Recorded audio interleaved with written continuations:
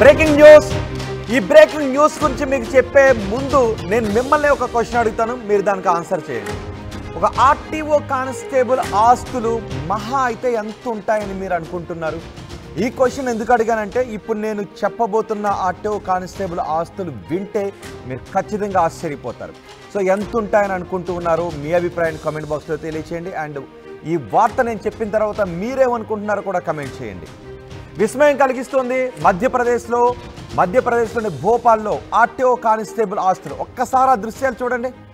గుట్టలు గుట్టలుగా, కట్టలు కట్టలుగా డబ్బులు, రాసులు రాసులుగా నగలు బయటపడుతున్న దృశ్యాలు మనకు అక్కడ కనిపిస్తున్నాయి. మధ్యప్రదేశ్లోని భోపాల్లో ఆర్టీఓ కానిస్టేబుల్ ఆస్తులవి గుట్టలు గుట్టలుగా బయటపడుతున్నాయి. నోట్ల కట్టలు, కిలోల కొద్దీ బంగారం, రాసులు రాసులుగా బంగారం బయటపడుతోంది. ఆర్టీఓ మాజీ కానిస్టేబుల్ సౌరభ్ శర్మ ఇంట్లో అధికారులు తనిఖీలు చేశారు. ఆర్టీఓ కానిస్టేబుల్గా పనిచేసిన సౌరభ్ శర్మ చాలా ఆస్తులు సంపాదించాడని, ఆదాయానికి మించి ఆస్తులు కలిగి ఉన్నాడు అనే ఆరోపణలు రావడం, ఫిర్యాదులు రావడంతో అధికారులు అతని ఇంట్లో తనిఖీలు చేశారు. ఆ తనిఖీల్లో ఈ కట్టలు కట్టలుగా డబ్బులు, రాసులు రాసులుగా నగలు బయటపడ్డాయి. ఒకసారి చూడండి, ఎక్కడ వెతికినా సినిమాల్లో చూస్తుంటాం కదా, అటక పైన, మంచం కింద, పరుపుల్లోనూ, గోడల్లోనూ డబ్బులు దాస్తూ ఉంటారు కదా. అలా ఇతని ఇంట్లో ఎక్కడ చూసినా నోట్ల కట్టలు, రాసులు రాసులుగా నగలు బయటపడ్డాయి. తనిఖీలో సుమారు 2.5 కోట్ల రూపాయలు నగదును సీజ్ చేశారు. 234 కేజీల వెండిని స్వాధీనం చేసుకున్నారు అధికారులు. 4 రోజుల క్రితం భోపాల్లో రోడ్డు పక్కన కారులో 52 కేజీల బంగారం, 10 కోట్ల రూపాయల నగదును స్వాధీనం చేసుకున్నారు.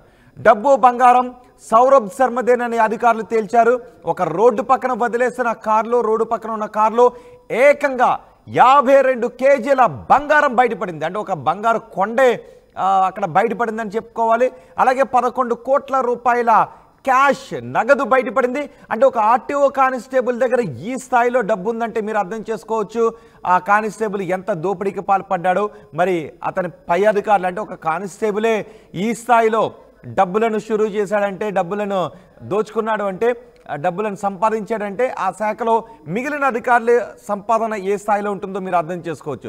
ఏకంగా కారులో 52 కేజీల బంగారం బయటపడింది, 11 కోట్ల నగదు బయటపడింది. డబ్బు, బంగారం సౌరభ్ శర్మదేనని అధికారులు తేల్చారు. 2017 నుంచి 2023 వరకు, 2015 నుంచి 2023 వరకు ఆర్టీఓ కానిస్టేబుల్గా పనిచేశాడు సౌరభ్ శర్మ. ఉద్యోగంలో ఉండగా తీవ్ర అవినీతికి పాల్పడ్డాడు సౌరభ్ శర్మ. దాదాపు 100 కోట్ల రూపాయల ఆస్తులు ఉన్నట్లుగా అధికారులు అనుమానాలను వ్యక్తం చేస్తున్నారు. ఒక కారులోనే 52 కేజీల బంగారం, ఏకంగా అన్ని కోట్ల రూపాయల నగదు బయటపడింది.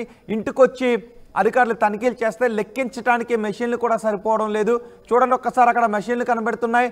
ఆ మెషిన్లలో అతని ఇంట్లో బయటపడ్డ డబ్బు కనబడుతుంది. ఎక్కడ చూడండి డబ్బు డబ్బు డబ్బు, ఎక్కడ చూడండి బంగారం బంగారం బంగారం, ఎక్కడ చూడండి వెండి వెండి వెండి.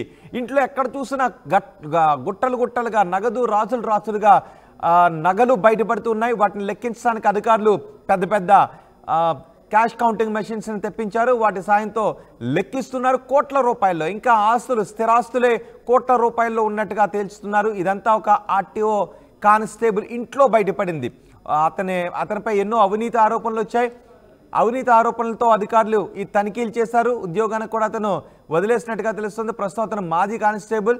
ఇంట్లో ఎక్కడ చూడండి ఒక్కసారి ఆ నగదు చూస్తుంటే బంగారపు బిస్కెట్లు, ఎక్కడ చూసినా తలుకు తలుకుమనే వెండి బిస్కెట్లు కనబడుతున్నాయి, బంగారు నగలు కనబడుతున్నాయి. ఇంట్లో ఎక్కడ చూసినా 2013 నుంచి 2015 వరకు ఇతను ఆర్టీఓ కానిస్టేబుల్గా పనిచేస్తున్నట్టుగా తెలుస్తూ ఉంది. తీవ్రమైన అవినీతికి పాల్పడుతూ ఉండేవాడు.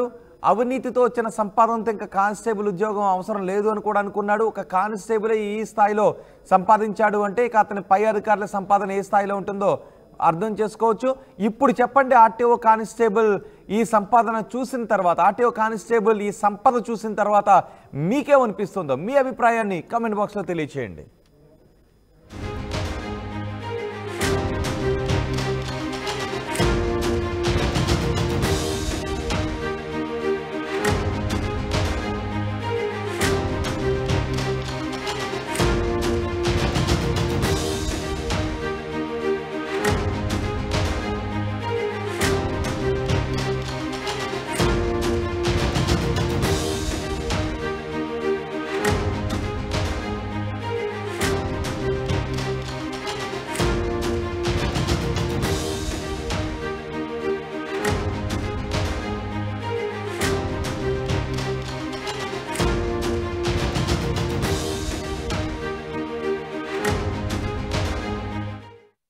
అదే ఆర్టీవీ యాప్ వార్తల్ని క్షణాల్లో చదివే అవకాశం ఉంటుంది. ఒక న్యూస్ పేపర్, ఒక టెలివిజన్ ఛానల్ మీ చేతుల్లో ఎప్పుడూ ఉంటాయి.